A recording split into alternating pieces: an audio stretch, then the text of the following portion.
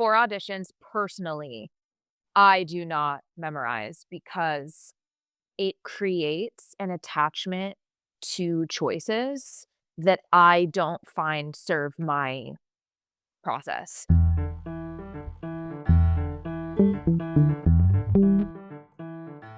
What's going on, everybody? My name is Hassiem Muhammad, and you are listening to The Actor's Instrument, where we discuss the essential qualities you need to stand out in the entertainment industry.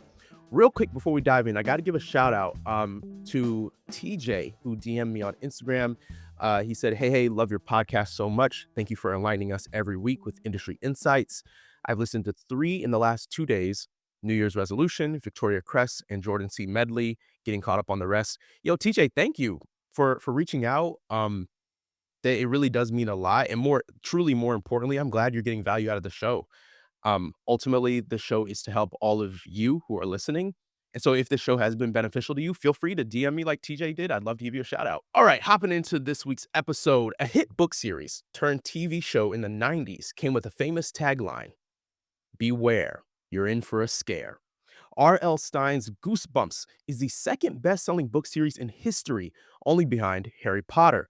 And the hit 90s TV show got a remake in 2023. The second season just dropped on Disney Plus, and I've got one of the actors from season 1 joining me on the show today.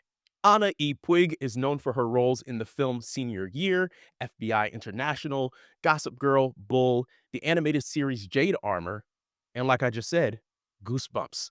Ana, thank you so much for joining me. Thanks for having me, Hassiem. I'm so excited. Whoop, whoop.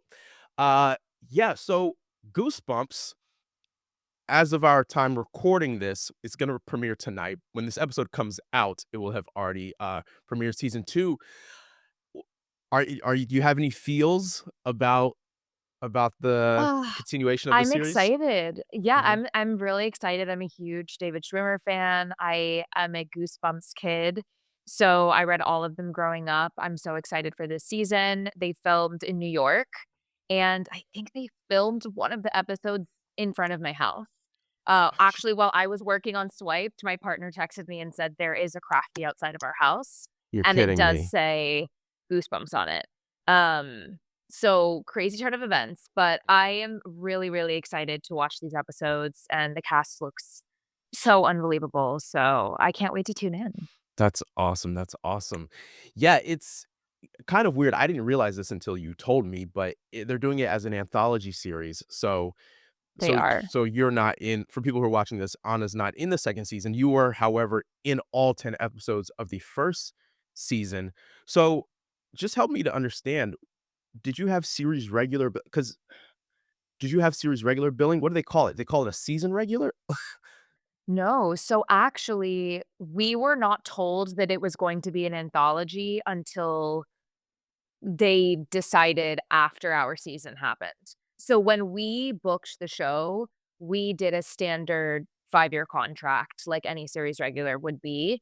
And in the back of some of our heads, those of us who grew up reading Goosebumps, I did think, "Oh, I could totally see a world in which they go anthology with this if they do a White Lotus situation where it's almost like within the world, but we're bouncing around seeing different perspectives." Um but yeah, we did not start the job thinking it would be an anthology or being told it would be an anthology, but that's just what the studio decided would be best. And honestly, I always was brought up on the idea that, story is king, so anything that serves the story is priority. So, Sure. yeah. Sure. No, I mean, it's a bummer because it's like you wanna keep working on the thing. That's kinda like the elephant in the room, but I love what you said about serving the story, because as somebody else who did grow up on Goosebumps, like, that's kind of how it is. It's like Mhm. it's a new family, it's a new character every single Mhm. story. Even the 90s TV show, it was, like, always a different cast. So I was Yeah. excited to, yeah, so I, of course, I was watching it to check you out. Um, and I would just love for you to talk about your experience on the show. What I will say is really cool about the way they did it was each of you, like, got your own episode effectively, where they're, Mhm. like, following your character. What was that like? Oh my gosh. I mean, first and foremost, working on this show was a dream come true. they were the most generous group of people, and not just the cast. I'm also referring to the producers, the directors, the entire studio. They took such wonderful care of us, and they really made sure, especially casting 3 mixed race leads, that we felt attended to, that we felt that we were being represented authentically, and that was something I have never experienced. And it was incredibly moving and also just really family oriented. Set every single day felt like a playground, and I don't say that flippantly, like, truly, these humans are my best friends, and I respect the hell out of them and would follow them anywhere. Um, and I think that there was also so much understanding and patience, seeing as so Zach Morris and Issa Briones, also the premiere, I think, the premiere of The Pit is either it was today or yesterday, but Issa's on it, so you guys should all stream it on Max.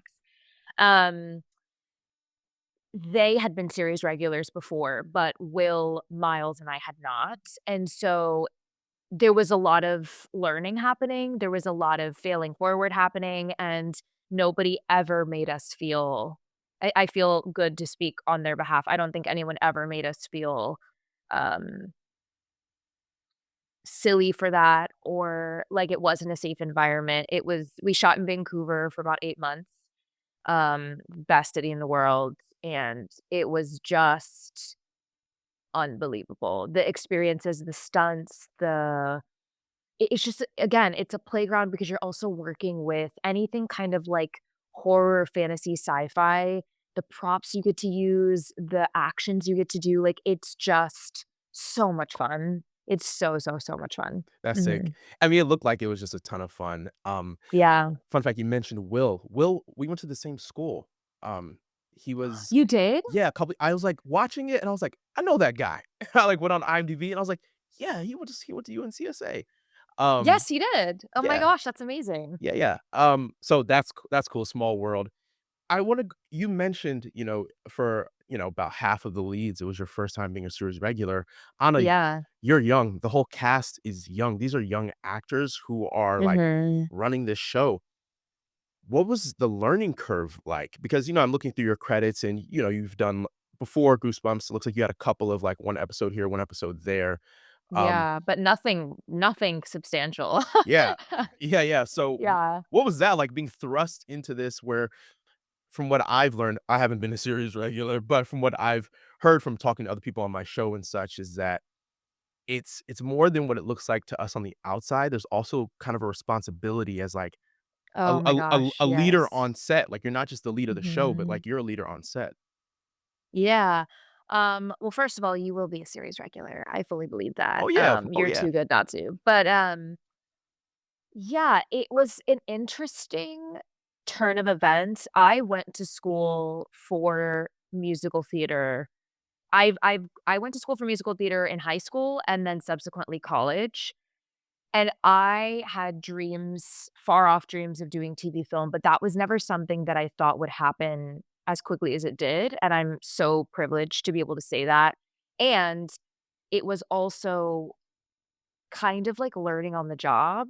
Bowl was the first thing that I booked that required me being on set. Jade Armor was my first professional job in the city, but that's voicing an animated character, so it's a bit of a different kind of series regular, um, or recurring, if you will. And when Goosebumps happened, it also was not a typical callback audition process. So I turned in a tape, um, and then I got a screen test off of the tape. There was no callback, there was no chemistry read, Whoa. and my tape was also a minute long. I had 2 one-minute scenes that shot in 15 minutes with my best friend Beau, cold read it. Fun fact, I don't memorize any of my auditions, I cold read them, and got a screen test on Zoom. I think there were 40 something people in the Zoom, and then I tested with Will, and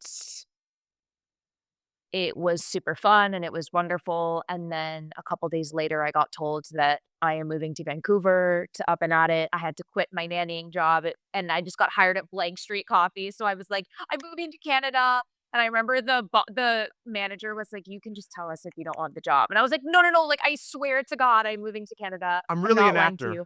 I'm really an Yeah, actor. I really am, I really am.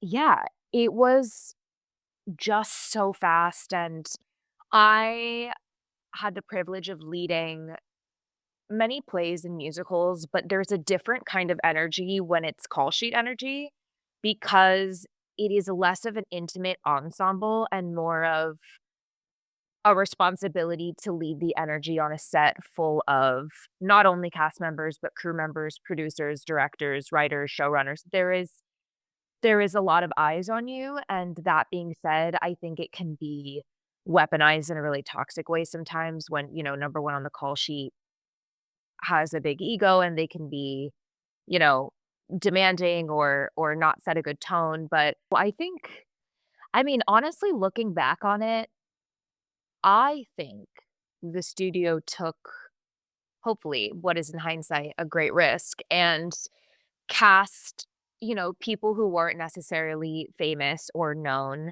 um, and it was scary and definitely felt like I was diving into something that I didn't have experience with, but again, it's kind of the thing where you can only go to so many classes and hear so many people talk about it. You simply just have to do it. And I promised myself that I would ask questions when I had questions, and I would not shame myself or make myself feel stupid if I didn't understand something. I mean, it's also like learning a new language. That was a huge learning curve. Imagine doing a play after just doing TV film and they say, "Can you come out of the vom and then go upstage?" And they're talking to you and you have no idea what they're saying. Um, so a lot of it was our incredible producers and writers and directors, Aaron and Rob, shout out. They were so unbelievably welcoming and patient with us and our thoughts and our ideas and our questions and concerns. So you really just gotta dive in. That's sick. And do it. Yeah, I yeah. lo I love your just do it attitude. And speaking of which, we gotta go back. You said you don't get off book for your auditions? I have only booked professional auditions not being memorized. Everything we've been told is a lie. Okay, so Everything yes, okay, ah, and can I preface that by saying, that is coming from a recovering perfectionist. I literally have OCD, so my brain needs control, and the issue that I run into is that when I memorize and obviously, I memorize anything past an audition. So if I have a callback or if I have a test, obviously, I'm gonna memorize that. But for auditions, personally, I do not memorize because it creates an attachment to choices that I don't find serve my process. That is not to say like, some of my best friends must have every word in their brain, and that is wonderful. I will get in my head about remembering the words more than and I will pay more attention to that than being present, than making the other person the focus of my scene, etcetera.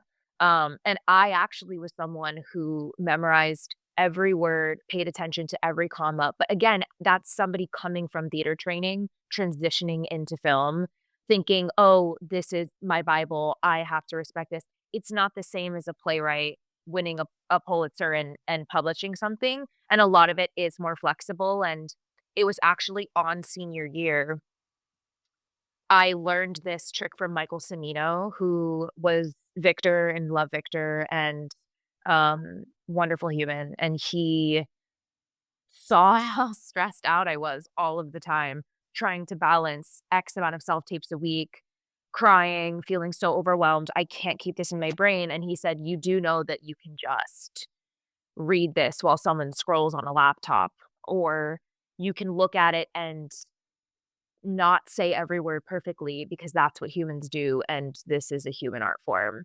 And I said, "Oh my gosh, could you imagine not being perfect?" And then all of a sudden, jobs started coming. mm. See, Yeah. my inner perfectionist is, like, tweaking out right now because 'cause I'm one of those Yeah. people who, like, if I'm in the middle of tape and say one word wrong, I, like You stop. yep, I'm like, "I said that wrong." Mhm. Although in hindsight, like like, if you watch it back, it's like, "Oh," like, first of all, nobody would have noticed, like, Right. 2 human beings, like, we trip over our words all the time, like, it's actually a pretty natural thing to Yeah. do. And 9 out of 10 times, that's what's gonna book you a job.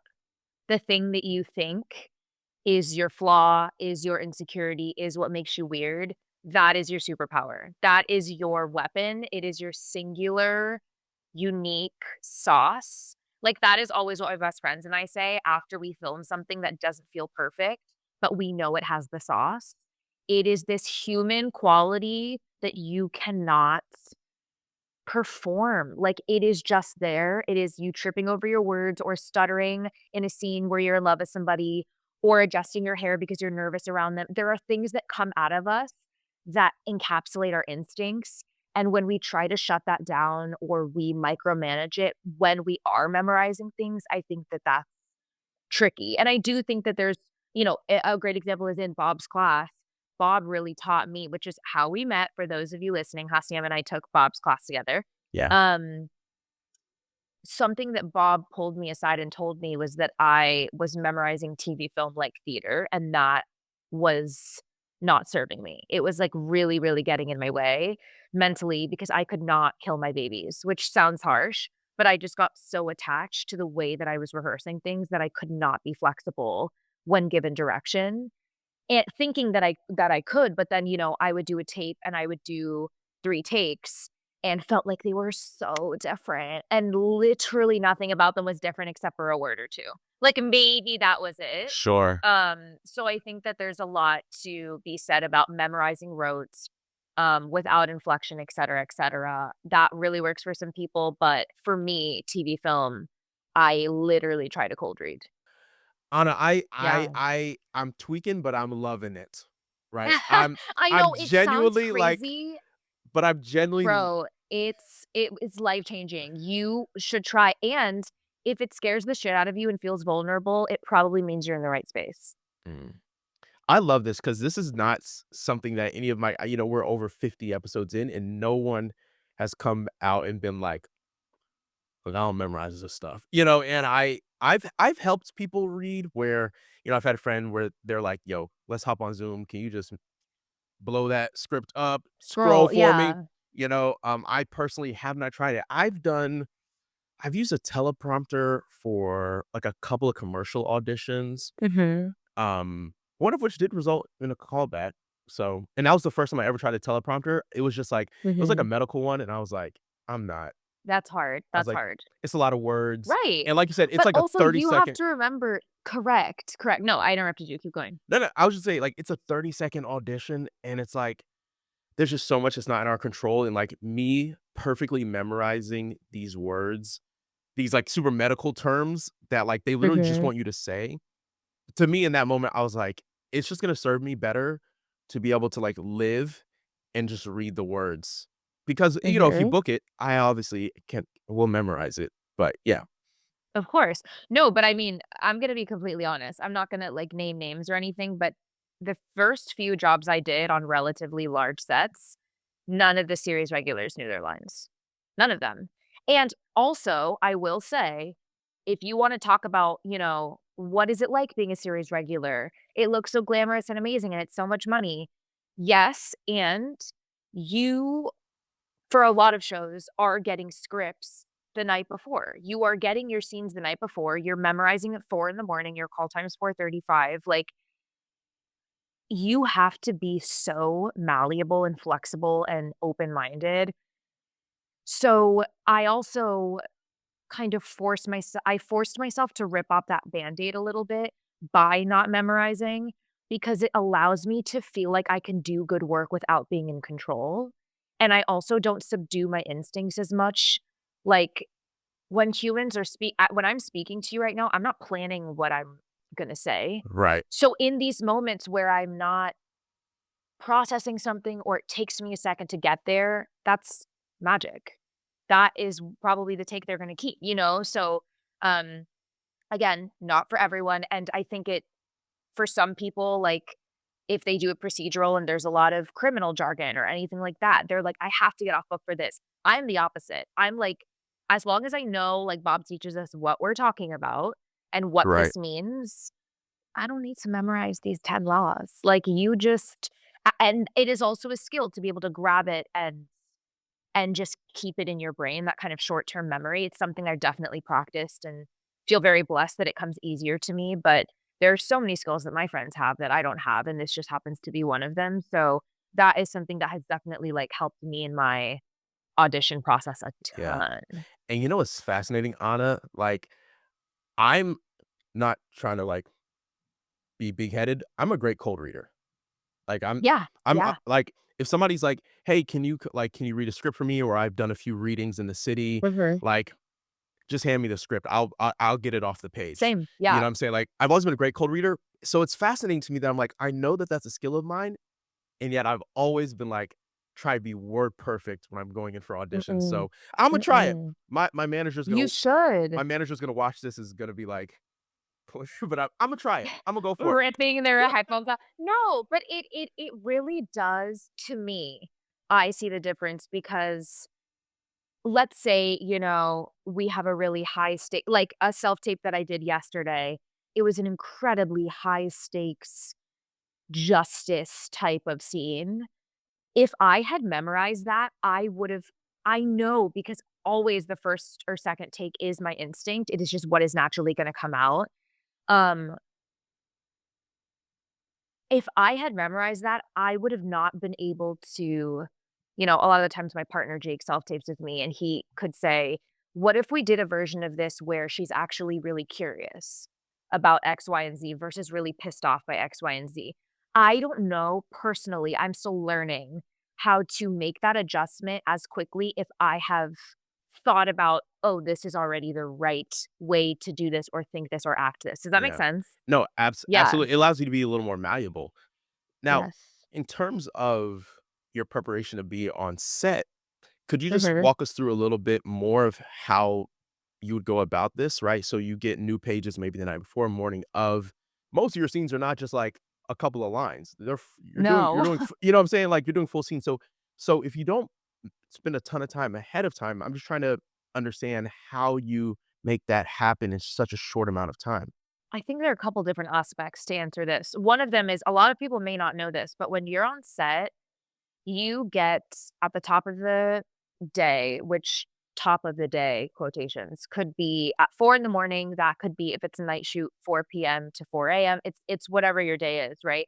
But you get your pages and you get your sides. A lot of the times you're not gonna get more than 7 pages. That is, like, already brave to try to get 7 pages in one day, right? Right. So, a lot of people, see how much is in a season of Severance, and they're like, "Wow, this one episode must have taken 10 months to make." And I'm like, "Girl, that took 3 weeks to make." Like, we are moving, we're moving, we're dancing, we're Right. hustling.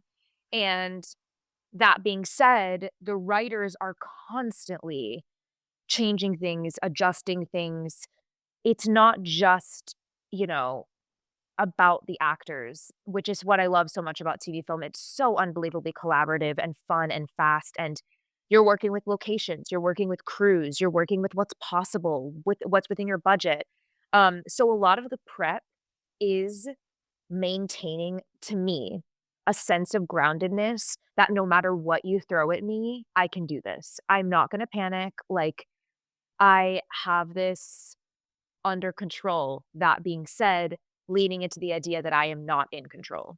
Does that make Sure. sense? Like, I can have Yeah. this under control, but not be completely in control of my circumstances or my outcome. Um, so a lot of the times we would get, let's say, a yellow draft of The Haunted Mask, which was the 2nd episode of the season of Goosebumps. Um, I remember I got, like, a yellow draft of The Haunted Mask. 2 days later, I got a pink draft, then I got a purple draft. Then the night before, excuse me, I got the pages the morning of in the trailer at 4 in the morning when I'm getting into this troll mask, the pages are different. God forbid I had gotten so attached to the way it was memorized, because half the time, I mean, everyone's working to the bone on projects like this.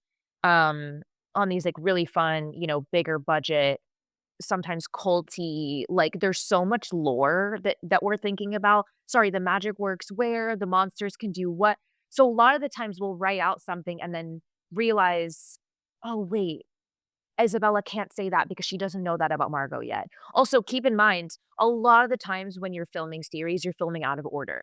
We were Right. filming episode 1 and 2.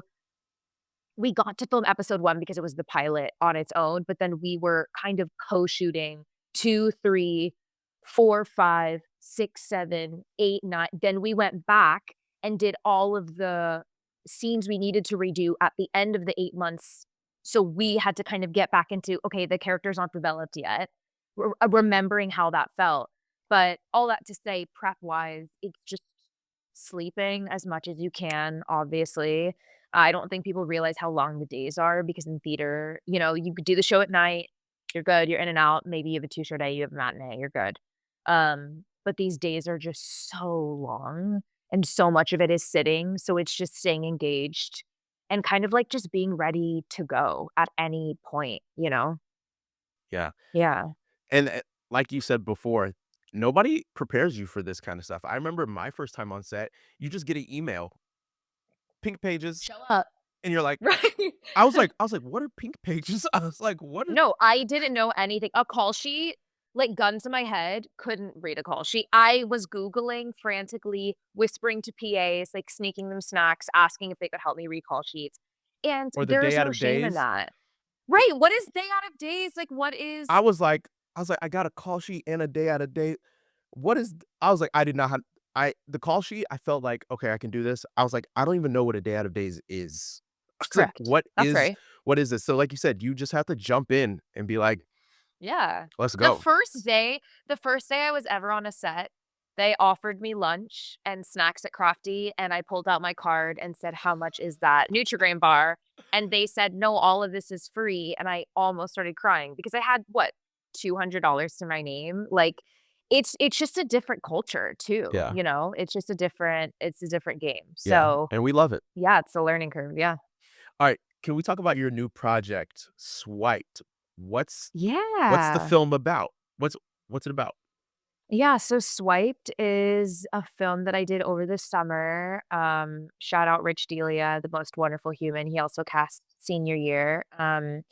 I got this in my inbox and I was like, this looks sick. And it basically follows American entrepreneur Whitney Wolfe Herd and her journey in co-founding Tinder and then subsequently founding Bumble and her experiences in these kind of big tech male dominated worlds and her life and story of kind of what actually happened to her, played by the wonderful Lily James, and, yeah, it's a stacked cast. I was so beyond humbled to work with these people, and I'm excited for it to come out.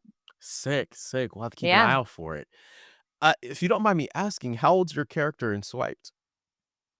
Oh my gosh, my character's actually close to my age. Can you believe it?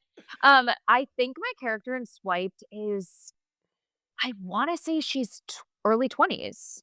Heard. Okay. Yeah, I think Because she's like 23, 24. one of my other questions was, like, you've played so many characters that are quite Mhm. a few years younger than you. You're Mm. still young. You're still, mid-20s, but you're playing high schoolers. You know what I'm saying? Yeah. Oh, yeah. How have you approached that? Is that weird at all that, like, all these people who are, like, in their 20s or, like, pretending to be younger age, is it just kinda like you don't really concern yourself about it? Yeah, that's a great question. I mean, it pays my rent, so I'm not complaining, but it's a conversation I have often with one of my best friends, Molly Brown, who is in Dexter. You guys should go watch it. Um, and honestly, Issa as well. When we booked Goosebumps together, we had a conversation about, what it is to be women playing teenage girls and approaching that and giving an authentic, honest representation of what it is like at that time to be in high school and be developing and figuring out who you are, and your emotional regulation is a lot different when you're not an adult. And also and this kind of veers into a side aspect of this that I'm personally really passionate about that I don't think it's talked about often, but, I'm a huge advocate for eating disorder awareness and ED recovery, and I think that it's really rampant in many performing industries, but specifically theater and TV and film, and something that I really struggled with as a young girl was watching women play girls, but I thought they were my age, so I thought I needed to look like that, and that is something that I talked to Issa about and kind of, like, opened up to her about because in creating Isabella, and I remember we had such generous costume designers and teams for Goosebumps, I wanted to make sure that they were clothes that felt high school and not like college or, leaning into any sort of sexualizing of a young person when, maybe that's not the point of the story, or maybe this doesn't serve this person's storyline right now. Which I think can unfortunately happen with a lot of actresses. But um, yeah, I would love to start playing characters that are in their 20s that are in college or my own age. But again, I do think there is something to be said about, you know, taking work where you can get it. It just is. And, it's always difficult to hire minors because the contracts look a lot different if you're talking business. But yeah, I don't know if that answers your question, but No, well, yeah. it does, and you answered it in such a beautiful way, an inspiring way that you're really advocating for these girls. I that's what I take away from your answer is that, like, it's not Yeah. even really about you, you're using your Mhm. perspective as like, "Oh, I once was this age, and how did I feel?" But, yeah, Right. I just love that that's how you've approached it, that that's the angle you've taken. It's really admirable. Yeah, thank you. I think it's tricky to think because I did kind of panic. I remember when I booked it and was, like, creating Isabella in my brain and thinking, "Oh gosh, this is a 17-year-old person, and I am not 17. How do I play 17?" But that's not a thing. Like, you can't play an age. Like, I don't personally subscribe to that. I just don't think it's less about playing an age and more about remembering the perspective of when I was that age, how I would approach things, and where I was in my life and my development, and again, a huge part of that was the way that I dressed, the way that I wanted to express myself, the frustration and not feeling understood, the vulnerability of trying to make friends at that age, like, all of that, I think, is easier to focus on in other people in my relationships versus, "Maybe I can adjust my voice and I'll sound younger," like, that is just not sustainable, I think. Yeah. Yeah. That's funny. I had a, professor in college who said, "When you're playing a different age, it's just all about point of view," Yes, you it know? is exactly about point of view and perspective, He 100%. he's like, "That's the only thing that changes as you get older," Mhm. at least what's playable, It's like Right, because you have X amount of experience or you have not experienced this before, so, a 16-year-old experiencing immeasurable loss and grief is gonna look a lot different than a 60-year-old. You know what I mean? Like, the processing styles, the emotional development, all of it's gonna be vastly different. yeah, or like a teenager, like, Yeah. trying to flirt, I think about, like, 100%, these yes. relationships and Goosebumps where it's like, "Oh, that's so Mhm. awkward, but, like, so true." Like, that's so because you don't know. Yes. You don't and, like, in Yes. 5 years later, you would look back and be like, "That's not how you talk to the opposite sex," but, like, you don't know that at the time. You have no idea, and that was honestly so refreshing about Isabella too, is clearly, as you can see, I have a 100 mile per hour running mouth. I'm loud, my whole family's Puerto Rican and Chinese, so we're very, like, straightforward and blunt and fun, and Isabella is so shy, and she's so reserved and holds her cards so close to her chest, and that was a challenge for me, and it was also just really fun because I kind of got to redo part of my high school experience as a wallflower, and it was just a very interesting perspective to have that I never had before. Yeah. Yeah, yeah. I Yeah, mean, you did an incredible job on the show. I'm thank you. genuinely, you really did. I saw that also, in the show, how she's, like you said, so reserved, and I was like, "Oh, this Mhm. is an interesting part of Anna I haven't seen." Um, Yeah. no, you killed it. I've got one final question for you. Oh, yeah, please. What is your defining quality that you bring to the table as a storyteller? What sets Anna apart? Hmm, that's a beautiful question. I think it may sound redundant, but I do feel like it's my point of view. I think I have such a singular point of view, and as a Chinese Puerto Rican person, there are so few of us in the industry. I'm already approaching material from a lens that I don't think is as common as people may expect, and so that makes me feel inherently special in my own way, um, because I have such a specific kind of life experience and 2 wildly different cultures kind of combining to create a really, I mean, lovely, but crazy upbringing slash experience slash identity, so that's what I kind of feel like is unique about me, and, I think that also brings a lot of humor and unexpected approaches to material that may not necessarily be funny or common or easy, so I don't know if that answers your question, but maybe that. It does. I mean, it is what makes Yeah. you it's what makes you you, you know? Yeah, it's what makes me me, and I do wanna say, obviously, because I have the amazing opportunity to be on this podcast right now, I just hope to whoever's listening that kind of like Hassiem and I were saying before of, I have to be word perfect, I have to do this right. These things about us that make us singular are so often things that we desperately try to change about ourselves and to conform and to fit in. And those simply are the things that will book you jobs. Like, it is not a coincidence that when someone watches your tape, they're like, redhead, person with a cool haircut. Yeah, the person with the accent that's like, there's so many things about you that are unique, and, um, I find that the longer I'm in this career, and I'm still young, but the longer I'm in this career, the more I'm realizing that all of the things I have tried to silence or take away space from in myself are all the things that I should be celebrating and leaning into, because those are the things that make us singular and wonderful and unique, and there's only one me, there's only one you, so why are we trying to be anybody else? Like, it's just Say it's that. such a waste of our precious energy, you know? Say that. Yeah. Anna, wow.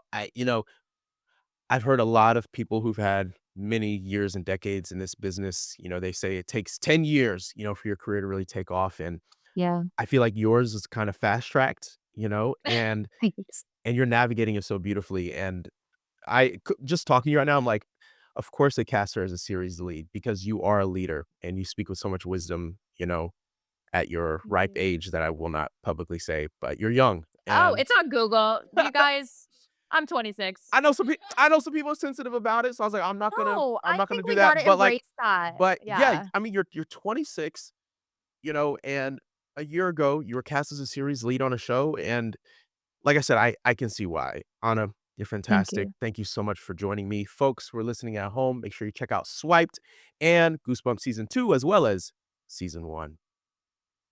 Thank you, Thank Anna. you. I appreciate you. If you enjoyed this conversation with Anna, then you'll love a chat I had with Sadiq Saunderson, who shares his experience as a young series regular as well. Thank you so much for tapping into this episode of The Actor's Instrument, and huge thank you to our co-producers over at Red Letter Entertainment. We'll be back next Tuesday. Till next time, y'all. Peace.